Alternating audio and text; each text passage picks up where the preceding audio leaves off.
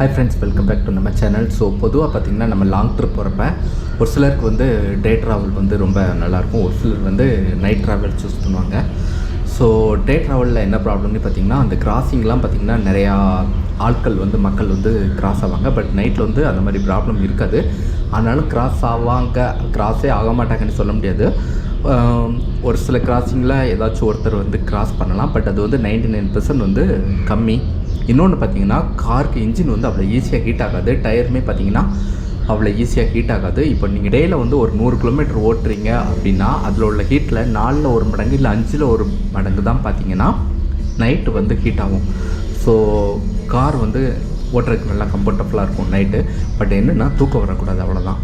So நீங்கள் வந்து இப்போ லாங் ட்ராவல் நைட்டு சூஸ் பண்ணுறீங்கன்னா அதுக்கு முன்னாடி ஃபஸ்ட்டு வந்து நீங்கள் டேங்க் ஃபில் பண்ணுவீங்க. அதே டைமில் வந்து ஏர் செக் பண்ணுவீங்க.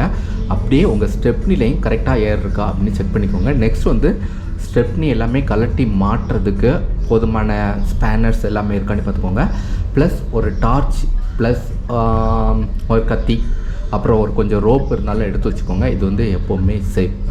ஸோ இதெல்லாம் எடுத்து வச்சுட்டு நீங்கள் லாங் ட்ராவல் ஸ்டார்ட் பண்ணுங்கள். அது நைட்டாக இருந்தாலும் சரி, டேவாக இருந்தாலும் சரி. ஸோ இப்போ நான் பார்த்தீங்கன்னா தூத்துக்குடியிலேருந்து திருநெல்வேலி போய்ட்டு, ஸோ திருநெல்வேலியிலேருந்து கிருஷ்ணகிரி போனேன் லாஸ்ட் வீக். ஸோ அதனோட ஃபுட்டேஜ் தான் இப்போ வந்து நான் உங்களுக்கு காமிச்சிக்கிட்டு இருக்கேன். ஸோ இப்போ வந்து நம்ம மதுரை ரீச் ஆகிருக்கோம். அதேமாரி நம்மளுக்கு ஃப்ரண்ட்டில் போகிற வெஹிக்கிள்ஸ் வந்து கொஞ்சம் நல்லா கேர்ஃபுல்லாக பார்த்துங்க.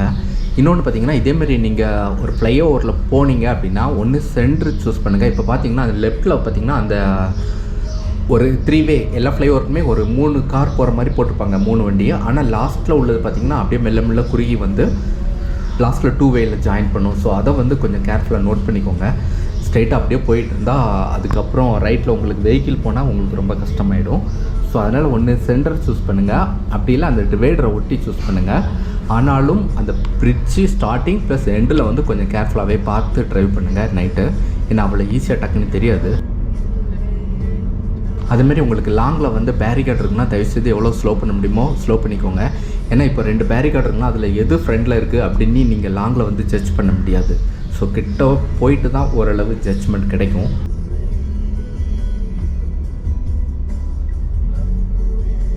ஸோ இப்போ மதுரை, அதுக்கடுத்து இதில் பார்த்தீங்கன்னா தோப்பூர் கணவாய் ரோடு உண்டு. ஸோ அதில் வெஹிக்கிள் எல்லாம் எவ்வளோ கஷ்டப்படும், லாரிலாம் பார்த்தீங்கன்னா எவ்வளோ கஷ்டப்பட்டு ஏறுவாங்க அப்படிங்கிறத கிளியராக பார்க்கலாம்.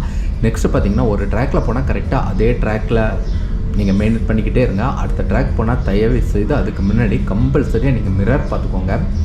ஸோ உங்களுக்கு பேக்கில் ரிவ்யூ மிரர் இருக்கும். ஸோ அதில் பார்த்தா கூட ஓரளவு தெரியும். ஆனாலும் லெஃப்ட் மிரர் வந்து நீங்கள் எந்த ட்ராக்கில் போகிறீங்களோ லெஃப்ட் ரைட் மிரர் பார்த்துட்டு அதுக்கப்புறம் வந்து நீங்கள் வந்து தயவு செய்து ட்ராக் வந்து சேஞ்ச் பண்ணுங்கள். ஸோ மதுரை சிட்டியை தாண்டி முடிக்கிற வரைக்கும் ஓரளவு பேரிகார்டு நிறையா இருக்கும்னு நினைக்கிறேன். இப்போவே 2-3 கிராஸ் பண்ணிட்டேன். இன்னொன்று பார்த்திங்கன்னா இந்த ட்ராவல் ஃபுல்லாகவே நான் தனியாக தான் போயிட்டுருக்கேன். ஸோ கூட யாருமே இல்லை.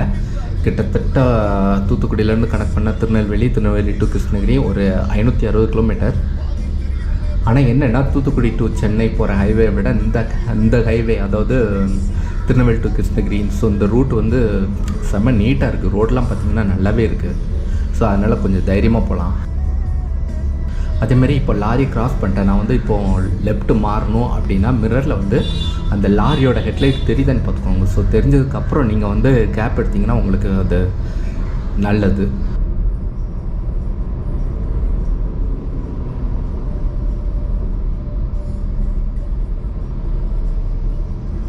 அதேமாரி இந்த கிராசிங்கில் பார்த்தீங்கன்னா அந்த டிவைடரில் வந்து ஒரு ஸ்டிக்கர் ஒட்டியிருப்பாங்க, ரெஃப்ளெக்ஷன் ஸ்டிக்கர்.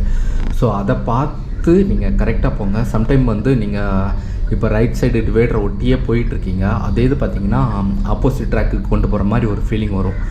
அந்த ஸ்டிக்கர் ரிலேட்டாக சம்டைம் ஆப்போசிட் ட்ராக்குக்கு கூட போயிடுவாங்க. ஸோ அதை கனெக்ட் பண்ணிக்கோங்க. ஒரு சில இடத்துல வந்து அந்த ஸ்டிக்கர் கூட சரியாக தெரியாது. இன்னும் இந்த ரூட்டில் பார்த்தீங்கன்னா திருநெல்வேலி டு கிருஷ்ணகிரி ஒரு 500 கிலோமீட்டரு. ஆனால் டோல் பார்த்தீங்கன்னா 875 ரூபா வருதுங்க. இதே இது நான் தூத்துக்குடி டு சென்னை, ஸோ இதை விட 100 கிலோமீட்டர் அதிகம். ஆனால் அதில் பார்த்தீங்கன்னா டோல் வந்து ஒரு 100 ரூபா கம்மியாக தான் இருக்குது. அது என்னன்னே தெரில.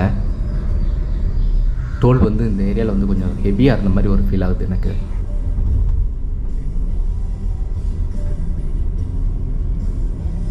நெக்ஸ்ட் வந்து உங்களுக்கு எப்போ தூக்கம் வந்தாலும் சரி, தயவுசெய்து ஏதாவது பெட்ரோல் பங்க்கில் வந்து காரை நிப்பாட்டிக்கோங்க. நிப்பாட்டிட்டு ஒரு 1 or 2 hours நீங்கள் தூங்கினா கூட உங்களுக்கு அது சேஃபு.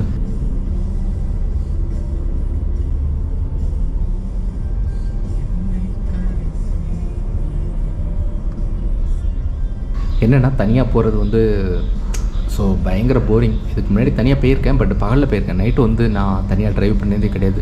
அட்லீஸ்ட் கூட ஒரு ஆளாவது இருப்பாங்க. பட் இந்த டைம் வந்து சுத்தமாக ஆளே இல்லை. ஒரு 2 நாள் கழித்து தான் ஒரு டீம் வந்து திருநெல்வேலியிலேருந்து கிருஷ்ணகிரி வராங்க. ஸோ ரிட்டன் வரும்போது அவங்க எல்லாம் கூட வருவாங்க. அதனால் ப்ராப்ளம் இல்லை.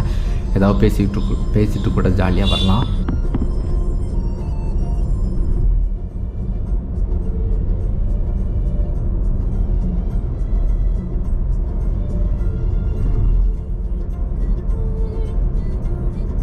ஸோ இப்போ பார்த்தீங்கன்னா ஃப்ரெண்டில் லாரி போயிட்டுருக்கு. நான் ஓவர்டேக் பண்ணேன்னா கண்டிப்பாக ரைட்டில் வரணும். ஆனால் ரைட்டில் வந்து ஒரு பிளிங்க் அது ஏதோ லைட்டு, ஸோ சம்திங் வந்துக்கிட்டு இருக்காங்க. அதை வந்து நீங்கள் மிரரில் பார்த்தீங்கன்னா அழகாக தெரியும். White light bus. நான் ஒரு 75 to 85 அந்த ரேஞ்சில் தான் வந்துக்கிட்டு இருக்கேன். ஸோ அந்த பஸ் வந்து கண்டிப்பாக ஒரு 90க்கு மேலே தான், 95க்கு மேலே தான் போயிட்டுருக்கு. ஸோ இப்போ நான் பஸ்ஸை கவனிக்காமல் டக்குன்னு ரைட் எடுத்தால் பஸ்லாம் பார்த்தீங்கன்னா கண்டிப்பாக பிரேக் அடிக்க மாட்டாங்க, அவங்களால அடிக்க முடியாது. அதனால் எப்போவுமே நீங்கள் ஓவர்டேக் பண்ணணும், லேண்ட் மாறணும் அப்படின்னா மிரர் பார்த்துட்டு இண்டிகேட்டர் போட்டுட்டு அதுக்கப்புறம் நீங்கள் லேண்ட் மாறிக்கோங்க. நெக்ஸ்ட் இந்த ட்ரிப்பில் பார்த்தீங்கன்னா இன்னொரு பெரிய சம்பவம் நடந்துச்சு. ஐ திங்க் திண்டுக்கல் டோல்னு நினைக்கிறேன். ஸோ அதிலேருந்து டோலை தாண்டி ஒரு 1/2 கிலோமீட்டர் போயிருப்போம். டிவைடர்லேருந்து ஒருத்தர் அப்படியே ஜம்ப் பண்ணி ரோட்டுக்கு வர்றாரு. எனக்கு நல்ல வேலை லைட்டாக ஒரு ஷேக் பண்ணேன், ஒரு கட்டு, அவ்வளோதான். அப்படி இல்லை கொஞ்சம் நேரம் இடிச்சிருக்கும். ஸோ அந்த மாதிரி இருக்காங்க. இத்தனைக்கு பார்த்திங்கன்னா அது ஒரு நைட்டு 1 மணி அந்த மாதிரி கண்டிஷனில் இருக்கும். அவங்க என்னென்னா ஏதோ லாரி டிரைவர் நினைக்கிறேன், அவ்வளோ அசால்ட்டாக ஜம்ப் பண்ணி வராங்க. ஸோ இந்த மக்கள் நடமாட்டம் உள்ள பகுதியில் நைட்டு இந்த கடைகள் இருக்கிற ஏரியா, அப்புறம் டோல் இருக்கிற ஏரியா, அதை வந்து கிராஸ் பண்ணி 1 கிலோமீட்டர் நீங்கள் போகிறது வரைக்கும் தெரிஞ்சது டக்குனு அப்படியே டாப் ஸ்பீடு எடுத்துறாதீங்க, ஃபுல் ஸ்பீடு எடுத்துறாதீங்க. ஏன்னா அந்த ஏரியாவில் எப்போனாலும் கிராஸ் பண்ணலாம். ஸோ நைட்டு ட்ராவல் வந்து காருக்கு வந்து நிஜமாகவே நல்லது. அது இன்ஜின் வந்து நல்லா சேஃபு, டயர் எல்லாமே நல்லா சேஃபு. பட் என்னென்னா நம்ம வந்து கேர்ஃபுல்லாக ட்ரைவ் பண்ணணும், ரொம்ப கேர்ஃபுல்லாக ட்ரைவ் பண்ணணும். அதுமாதிரி ஒவ்வொரு பாலத்துலேயும் ஒவ்வொரு பிரிட்ஜ்லேயும் பார்த்திங்கன்னா ஸ்டார்டிங் எண்டிங் அந்த ரெஃப்ளெக்டர் கொடுத்துருப்பாங்க. ஸோ அதை நோட் பண்ணிக்கோங்க. நான் என்னென்னா இதுக்கடுத்து வந்து தோப்பூர் கணவாய் ரோடு வரும். ஸோ அதை வந்து நான் தனி வீடியோ போடலான்னு இருக்கேன். ஆல்ரெடி ஒரு தோப்பூர் கணவாய் ரோடு, அதாவது கிருஷ்ணகிரி டு நம்ம மதுரையில் வர்றப்போ வந்து ரோட்டில் போட்டிருக்கேன். இனி வந்து நான் கிருஷ்ணகிரி போகிறப்ப அந்த தோப்பூர் கணவாய் ரோடு எப்படி இருந்துச்சு நைட்டு அப்படிங்கிறத அடுத்த வீடியோ போடுறேன். ஓகே ஃப்ரெண்ட்ஸ், வீடியோ பிடிச்சி தான் உங்களுக்கு லைக் பண்ணுங்கள், ஷேர் பண்ணுங்கள். மீண்டும் ஒரு நல்ல வீடியோவில் உங்களை மீட் பண்ணுறேன். Stay blessed.